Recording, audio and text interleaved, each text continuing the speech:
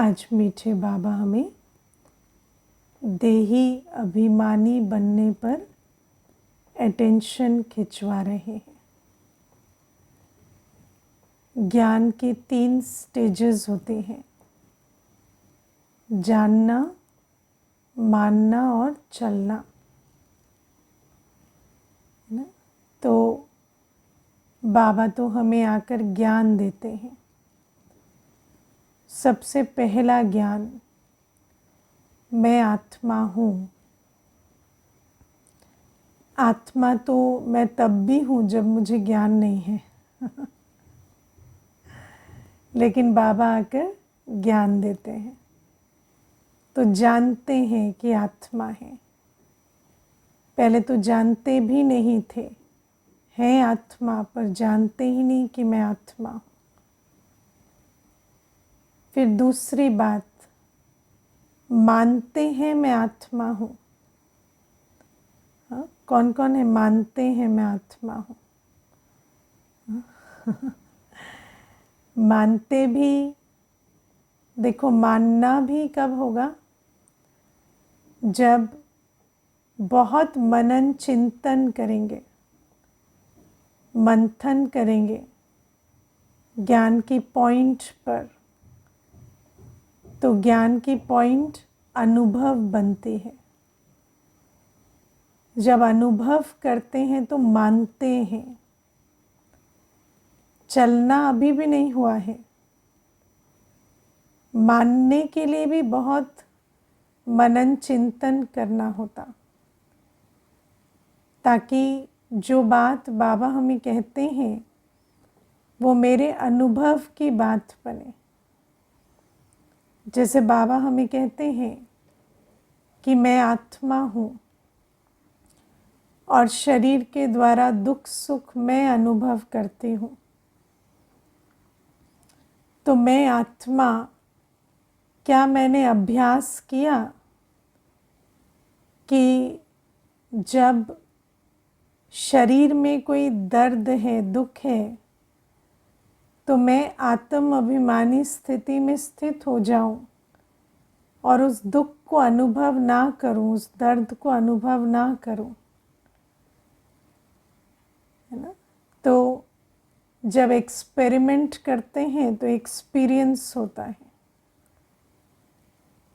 जब हमें ज्ञान मिलता है, उस ज्ञान को हम मनन चिंतन करते हैं, फिर उसको एक्सपेरिमेंट करते हैं, तो एक अनुभूति होती है कि हाँ, ये बात सिर्फ ज्ञान की बात नहीं है, ये मेरे अनुभव की बात है।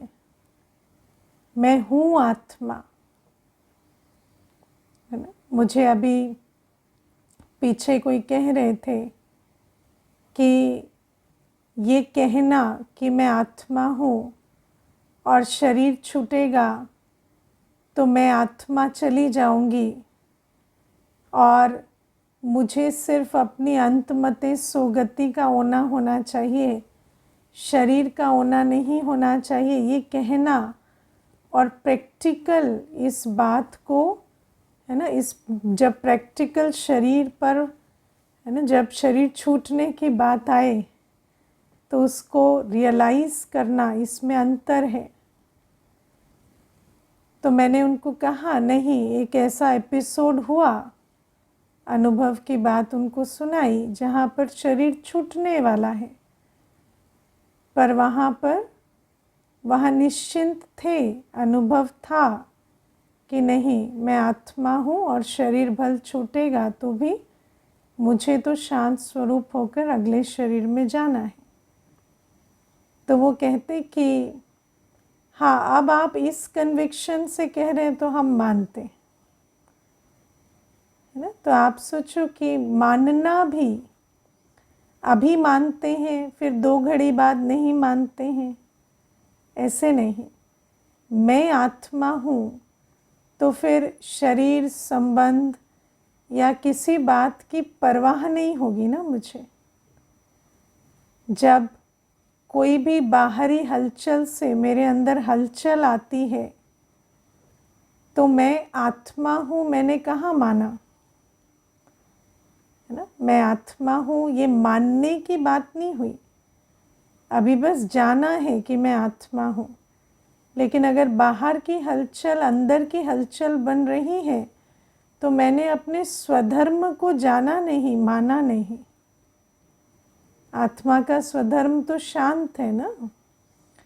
तो जब प्रयोग करेंगे, एक्सपेरिमेंट करेंगे, तो इस अनुभव तक पहुँचेंगे कि मैं आत्मा हूँ। अब बताओ कौन कौन मानते हैं मैं आत्मा हूँ, है ना। मान अपमान हानि लाभ में एक रस रहे तब तो मैं आत्मा हूँ, है ना। अगर अपने शरीर, दूसरे के शरीर या बाहर की कोई चीज़ से हलचल हो जाती, उसके ऊपर नीचे से अंदर हलचल हो जाती, तो मैं आत्मा हूँ, मैं शांत हूँ, ये बात मेरे अनुभव की बात नहीं है। ये सिर्फ एक विचार की बात है। मैंने जाना है लेकिन मैंने माना नहीं। फिर तीसरा होता है आत्मा समझ कर चलना, है ना। ये मानने की भी दूसरी स्टेज चेक करनी पड़ेगी कि बनी है या नहीं बनी है। और मानने तक पहुंचने के लिए भी बहुत मनन चिंतन करना पड़े। और जब मनन चिंतन मंथन कर जब प्रयोग में आएंगे, कर्म में आएंगे, और कर्म में अपनी आंतरिक स्थिति से कर्म करेंगे। आत्मा शरीर के द्वारा कर्म कर रही हूँ, आत्मा स्वधर्म में स्थित होकर कर्म कर रही हूँ। आत्मा बाहर की परिस्थितियों के आधार से कर्म नहीं कर रही। आत्मा बाहर के दुख सुख के आधार से नहीं चल रही। आत्मा अपने ज्ञान गुण और शक्ति के आधार से चल रही है। तो हमने माना कि इट इज़ इनसाइड आउट, मैं आत्मा शरीर को प्रयोग कर रही हूँ। वरना तो बाहर से अंदर का प्रभाव, बाहर से अंदर की तरफ प्रभाव आ रहा है, तो इसको ये नहीं कहेंगे कि मैंने मान लिया आत्मा हूँ, है ना। अगर सिर्फ दिखाने के लिए गुस्सा करते, मन से शांत है, तो ये लॉजिकल है, पॉसिबल है। अगर सामने वाला इससे कन्विंस हो रहा है कि आप गुस्सा कर रहे हैं, तो आप गुस्सा कर रहे हैं। अगर आप सिर्फ दिखाने के लिए कर रहे हैं तो आपकी एक्टिंग में इतना दम नहीं होगा और सामने वाले को पता चल जाएगा, है ना। कोई देखो दुनिया में भी कोई एक्टर होता है, बहुत अच्छा एक्टर, हम तो एक्टर्स नहीं है ना, वैसे एक्टर है लेकिन, है ना। अगर हम इतने अच्छे एक्टर होते तो हमें तो आज ऑफ़र आ रहे होते ना। तो हम इतने अच्छे एक्टर तो नहीं है ना। तो ज़रूर है कि अगर हम किसी को कन्विंस कर पा रहे हैं कि मैं गुस्सा हूँ, तो मैं गुस्सा हूँ तभी कन्विंस कर पा रहे हैं। इतनी अच्छी एक्टिंग हमें नहीं आती। तो ज़रूर है कि गुस्सा क्रिएट करते हैं तभी पता चलता है ना। वरना हमने देखा है कि जैसे कई बार बड़ों को देखते हैं, आँख दिखाएंगे या कोई चीज़ करेंगे तो मालूम पड़ जाता है कि दिल में कुछ नहीं है, आँख ही दिखा रहे हैं। क्योंकि इतने अच्छे एक्टर तो कोई नहीं है ना। है ना। तो इसीलिए मालूम तो पड़ जाएगा ना, जब कहेंगे कुछ करेंगे तो मालूम पड़ जाता है कि अच्छा ये ऐसे रोल प्ले कर रहे हैं अभी, लेकिन इनको वैसे कोई फ़र्क नहीं पड़ रहा। तो डरते भी नहीं हैं। तो बाबा हमें कहते कि इस प्रकार से हमें मानना है कि मैं आत्मा हूँ, और मानेंगे तो फिर हर अवस्था में एक रस रहेंगे, हर समय एक रस रहेंगे। एक रस रहना, शांत स्वरूप सुख स्वरूप में स्थित होकर कर्म करना, हलचल में ना आना, ये निशानियाँ, दुख सुख मान अपमान से परे रहना, ये आत्मा मानने की निशानियाँ हैं। फिर जानने मानने के बाद जो चलने की स्टेज है, तो चलने की स्टेज ये होती है कि मैं आत्मा हूँ, तो मुझे आत्मा, जब मैंने रियलाइज़ कर लिया मैं आत्मा हूँ, तो मुझे अपनी आत्म उन्नति के लिए क्या करना चाहिए। मुझे रिएक्शन में नहीं आना, ये नहीं, वो मेरी आत्म उन्नति नहीं है, वो तो बस पाप नहीं बना। लेकिन आत्मा जानकर चलना माना मैं आत्मा, अपनी आत्म उन्नति के लिए मुझे क्या करना चाहिए, क्योंकि मुझे रियलाइज़ हो गया है कि मैं तो अपने अंतिम जन्म में हूँ। अब तो मुझे यहाँ से जाना है परम धाम घर, और फिर आना है अपनी नई दुनिया में, ऊंच पद पाना है। तो अब उस ऊंच पद पाने के लिए मैं किस आधार से चलूँ, मैं क्या चॉइसेस लूँ, क्या कर्म करूँ, मेरा तन मन धन कहाँ लगाऊँ, किसे याद करूँ, ये होता है आत्मा समझकर चलना। तो बाबा कहते हैं जो देही अभिमानी होते हैं, जो जानने मानने चलने तीनों की स्टेज में आ गए हैं, उनकी निशानी क्या होती, वो एक बाबा को याद करते, क्योंकि उनको समझ आ गया है कि एक बाबा को याद करने में ही मेरी उन्नति है। वो किसी देहधारी को याद नहीं करेंगे।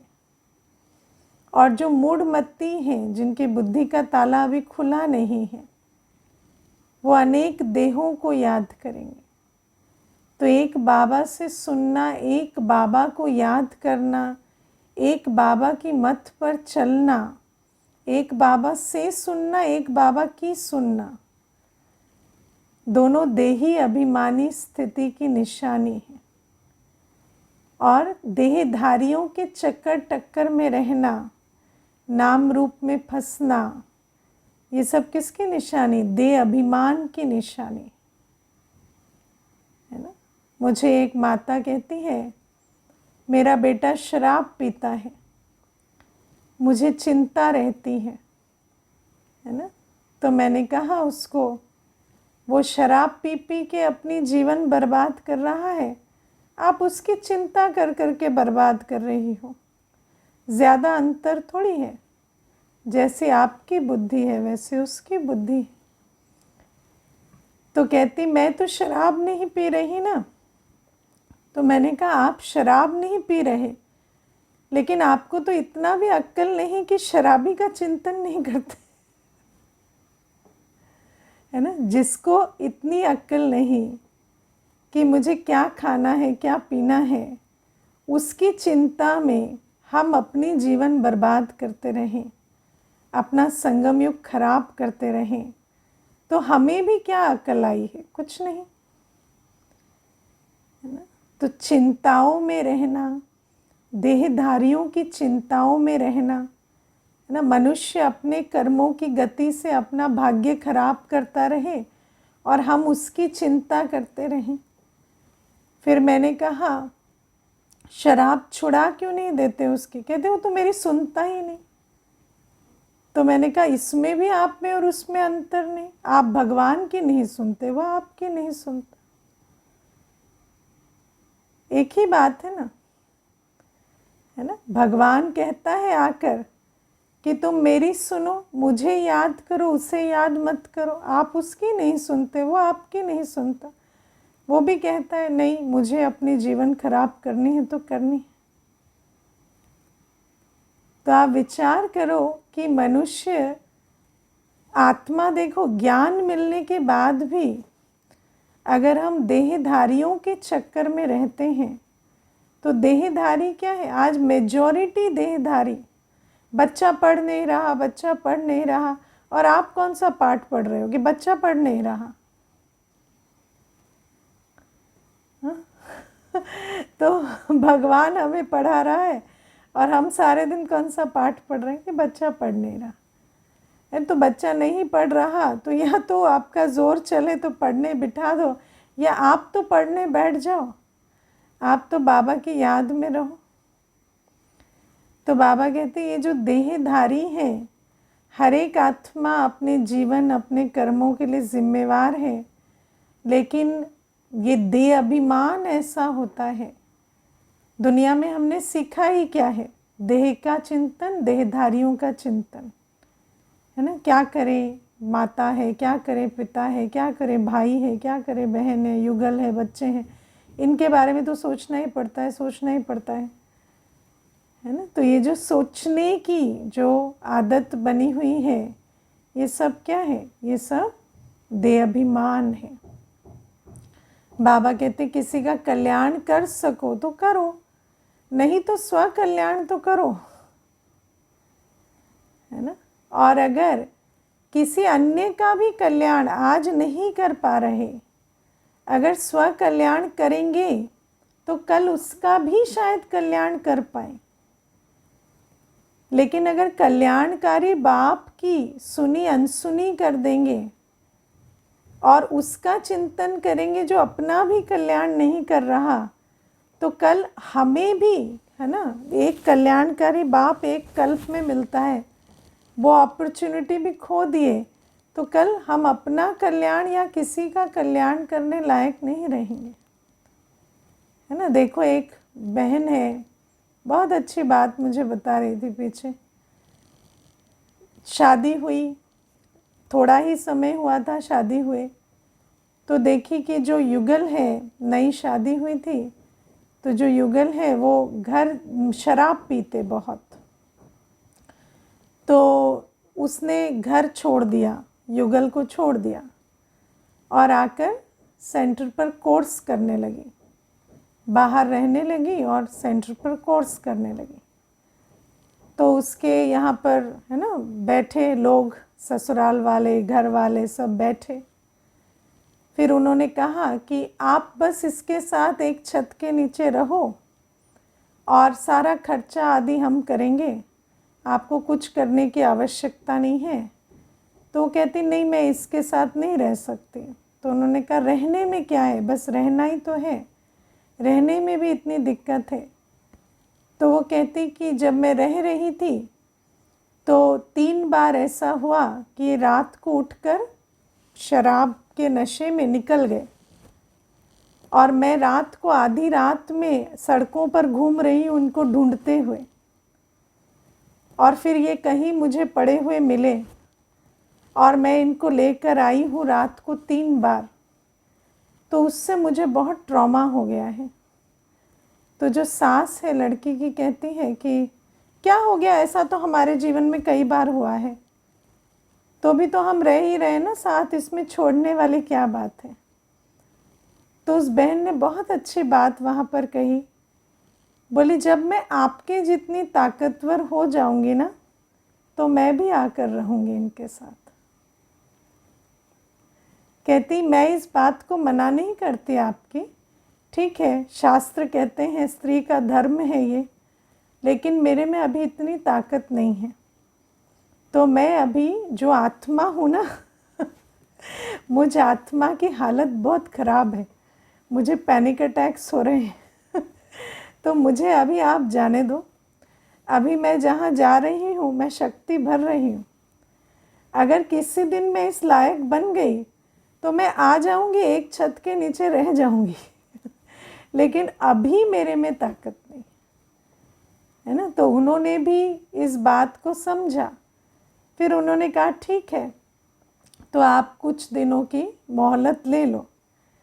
तो अभी ये जो बात है क्यों सुना रही हूँ, क्योंकि देखो आत्मा को जब समझ में आ जाता है ना कि मेरा हाल क्या है, तो उसको पता चलता है कि मैं किसी को अभी सपोर्ट करने की हालत में नहीं हूँ मैं पहले अपना कल्याण करूं। तो बाबा हमें कहते हैं देही अभिमानी माना, आत्मा किसको प्रायोरिटी देगी? बाबा को याद करने को प्रायोरिटी देगी। देही अभिमानी माना अपनी शक्ति बढ़ाने के लिए बाबा की श्रीमत पर चलना, बाबा को याद करना। और जिसको देह अभिमान है, जिसको ये समझ नहीं आ रहा कि मेरी अपनी हालत क्या है, तो वो आत्मा सोचती है कि मैं दूसरे का चिंतन कर, दूसरे की जीवन में फंसकर मैं उसे ठीक कर लूं। अब ज़रूरी नहीं है कि कोई अलग रह कर ही उसकी हालत बहुत ख़राब थी तो ठीक है, उसने चूज़ किया, वरना गृहस्थ व्यवहार में रहते भी मैं सुबह पहले अपना ध्यान रखूं, पहले अमृत वेले अपने को चार्ज करूं, अपनी मुरली अपनी धारणा पर पक्के रहूं, उसके बाद मैं आगे सर्व के साथ संबंध निभाना, तोड़ निभाना, कर्म बंधन चुक्त करना, वो सब करूँगी। तो बाबा कहते ये होती देही अभिमानी अवस्था। और देहधारियों को याद करना, देहधारियों के चक्कर में रहना, देहधारियों के प्रति जिम्मेवारी निभाएंगे, लेकिन उनके चक्कर में रहना, उनको याद करना, ये सब देह अभिमान है। और बाबा कहते मूढ़मती मत बनो, है ना। और फिर प्यारे बाबा आज हमें बहुत अच्छा स्ट्रेट कहते हैं, सब दुख देने वाले हैं, एक बाबा ही सुख देने वाला है ना। क्यों? क्योंकि दुनिया में ये तो मैंने आपको दुख देने वालों की, जो वैसे लगता है कि दुख दे रहे हैं, उनकी बात है कि उनको याद मत करो, उनके चिंतन में मत रहो। लेकिन जो सुख देने वाले भी हैं, है ना, अब मान लो कोई ऐसा है, देहधारी है, हमेशा सहारा देता है, साथ देता है ना, अच्छी मीठी बातें करता है, सुख देता है, लेकिन क्या है, विनाशी है ना। और विनाशी है तो कल जब वो आत्मा छोड़कर जाती है या परिवर्तन हो जाती है, तो जितना सुख दिया उसी प्रमाण में दुख मिलता है ना। कई बार होता है बहुत अच्छी जीवन चली, युगल जो है एक दूसरे को बहुत अच्छा सपोर्ट करते हैं, और फिर जब एक चला जाता है तो बहुत जल्दी दूसरा शरीर छोड़ देता है। क्यों? नहीं रह सकते, जी नहीं सकते इतनी आत्मा कमज़ोर हो गई है, इतना सहारा मिला है ना। बेल को सहारा मिल जाता है तो चढ़ जाती है, लेकिन चढ़ी कैसे? सहारे के आधार से ना, अपने में ताकत नहीं है। तो शिव बाबा कहते सुख तो कोई नहीं दे रहा, कोई हमें, है ना, धन साधन मान शान भी देता, साथ सहयोग भी देता, है ना, या अच्छी मीठी वाणी भी बोलता, तो उससे भी क्या होता है, उससे भी हम आत्मा जो पुरुषार्थ कर हमें शक्तिशाली बनना चाहिए, वो पुरुषार्थ नहीं करते। ब्राह्मण है, हमें विधि बता रहा है शिव बाबा, लेकिन हम अपना पुरुषार्थ नहीं कर रहे, और पुरुषार्थ नहीं करते तो और कमज़ोर होते जाते हैं, तो वो भी दुख ही मिला। और बाबा कहते एक शिव बाबा सुख देते हैं। कैसे देते हैं सुख? तो शिव बाबा की याद से हम पावन बनते हैं, और पवित्रता ही सुख शांति की जननी है। आज बाबा ने याद के बहुत सारे फायदे बताए।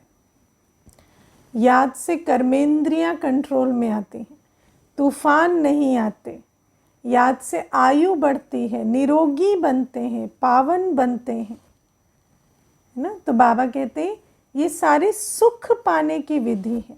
जो निरोगी है, जो पावन है, 21 जन्म निरोगी काया, अकाल मृत्यु नहीं, माया के तूफानों से बचे रहे, बुद्धि रॉन्ग राइट परख सके, पवित्र बन सके, सुख का अनुभव करे, पवित्रता के आधार से सुख धाम में जाए, ये सब कुछ बाबा करते हैं।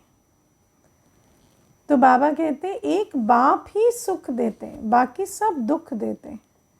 इसे समझकर हमें एक बाबा का बनना है, एक बाबा को याद करना है।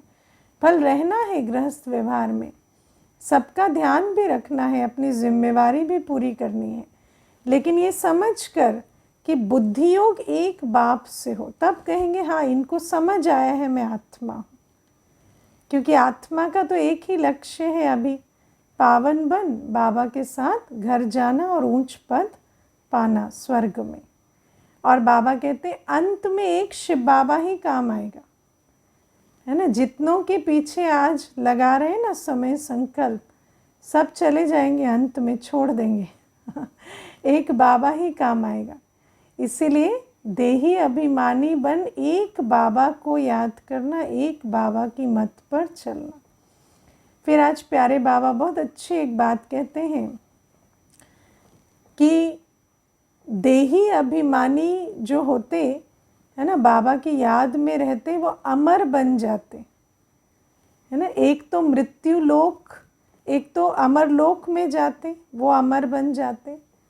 फिर बाबा कहते अंत में भी जब शरीर छूटेगा है ना, दुनिया में शरीर कैसे छूटता है? अचानक। हमारा शरीर अचानक छूटेगा? हमारा शरीर अचानक नहीं छूटेगा। हम जब शरीर हमारा छूटेगा तो हमें मालूम होगा, क्योंकि हम बाबा की याद में है ना, हमें पूरा मालूम होगा ये शरीर छूट रहा है और मैं बाबा की याद में इसे छोड़ रही हूँ। मृत्यु के भान से, जैसे दुनिया में कहते हैं मर गए, मौत आ गई, तो वो जो अचानक का भान, ट्रेजेडी का भान हमारे अंदर नहीं होगा। हम तो बहुत खुशी खुशी बाबा की याद में शरीर छोड़ेंगे। एक योगी का एम होता है कि जब मेरा शरीर छूटे तो अचानक ना छूट जाए। मुझे अपनी डेथ को मिस नहीं करना। बहुत अच्छी याद की अवस्था में, जागृत अवस्था में मुझे शरीर छोड़ना है और अंतमते सोगति को पाना है ना। एक दुनिया में कहते हैं अचानक हो गया, अच्छा हुआ, नहीं, बहुत अच्छे, इतनी अच्छी अवस्था मेरी हो कि मुझे पता चले मैं बाबा की याद में शरीर छोड़ रही। ब्रह्मा बाबा की अंतिम अवस्था, अंतिम घड़ियों के वर्णन के ऊपर मुरली चली है, पता है ना, कैसे अंत में कर्मभोग कर्मयोग की युद्ध हुई और फिर कर्मयोग ने विजय पाई और फिर बाबा ने शिव बाबा की याद में शरीर छोड़ा। तो आप सोचो, बात तो सेकंड की है ना, कोई ऐसे थोड़ी 2 घंटे का वर्णन है, सेकंड की बात है।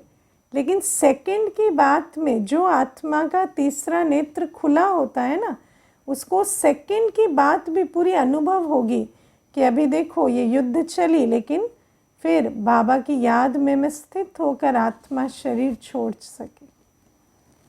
तो इतनी अच्छी मेरी अवस्था होनी चाहिए। इस समय भी ऐसे नहीं अकाल मृत्यु हो गई, ऐसे नहीं कि अचानक शरीर छूट गया। हाँ, वैसे परिस्थिति अचानक बनी, वो अलग बात है, लेकिन मेरा शरीर छोड़ने के समय मैं आत्मा बिल्कुल अलर्ट और अवेयर हूँ, ऐसी मेरी स्थिति हो, तब जाकर अमरलोक में जाएंगे, है ना।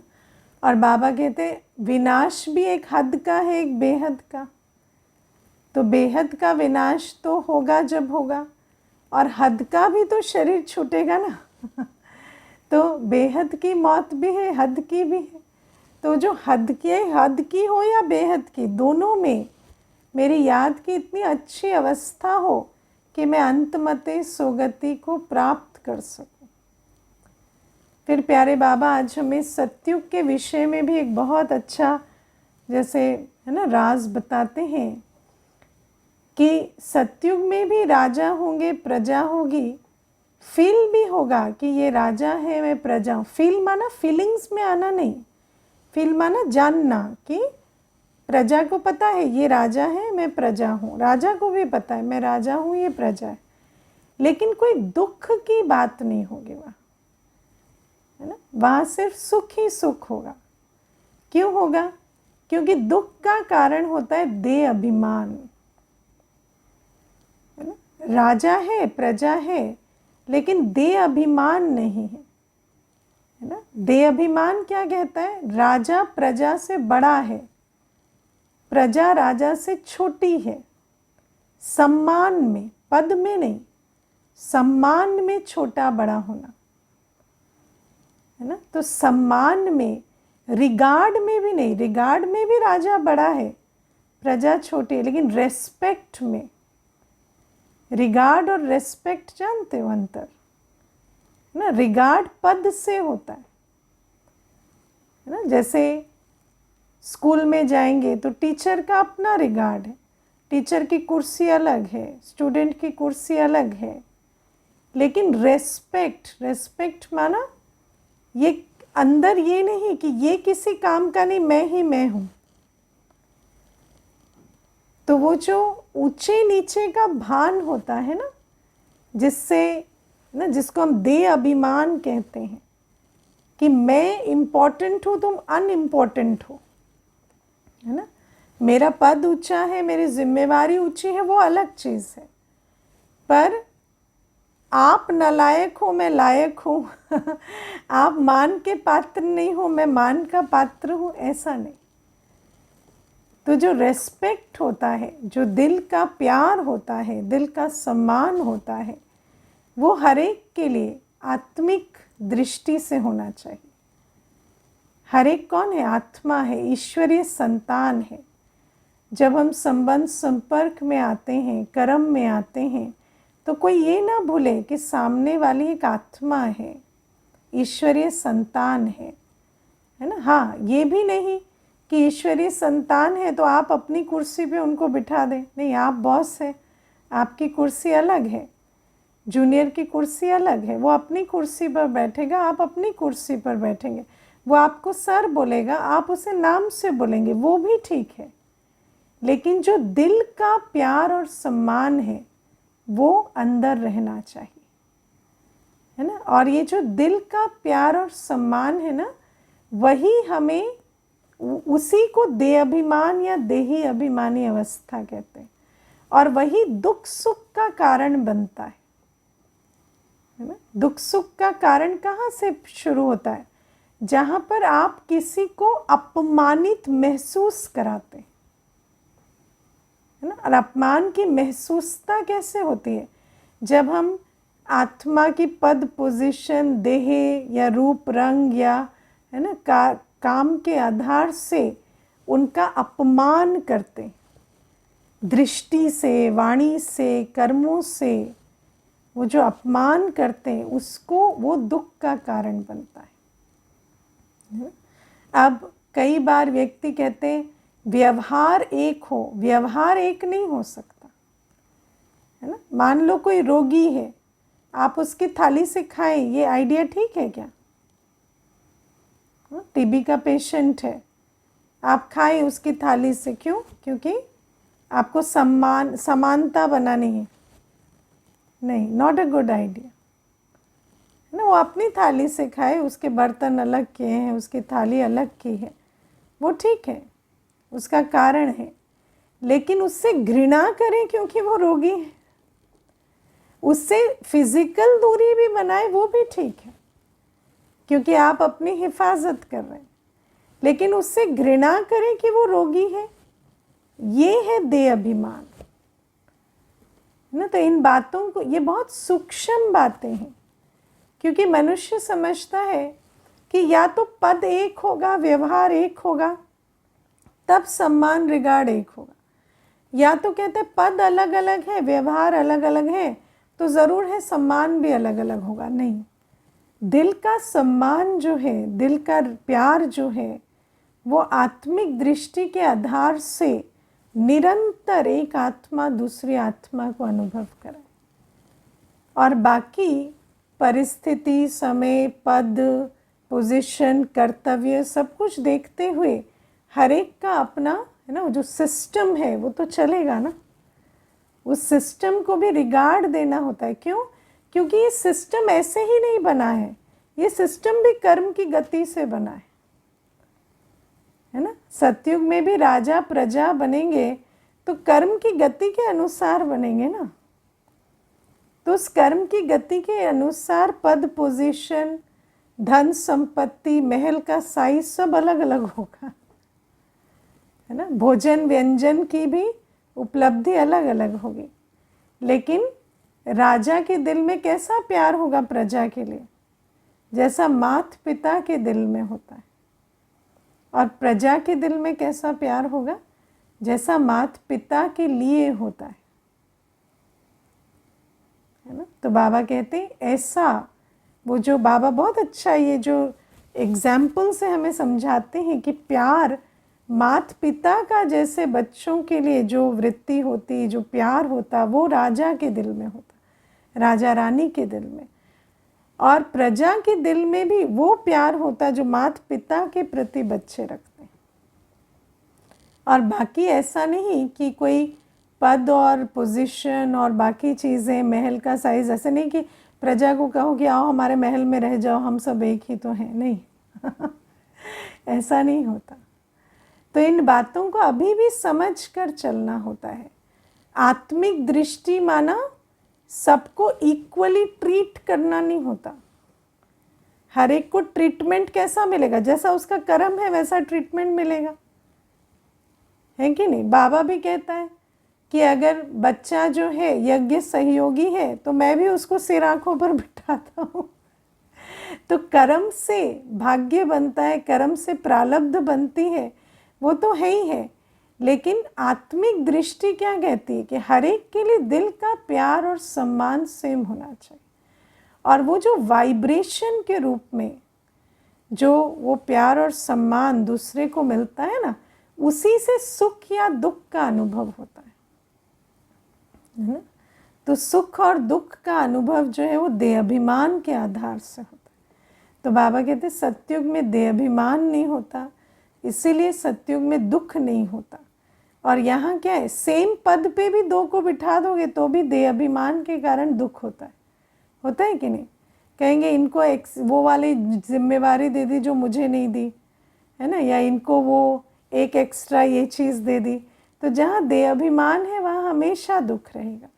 और वहाँ सब कुछ अलग अलग होगा, पद, पोजीशन, जिम्मेवारी सब, खान पान, महल आदि सब अलग, लेकिन सुख ही सुख होगा। अच्छा, ओम शांति।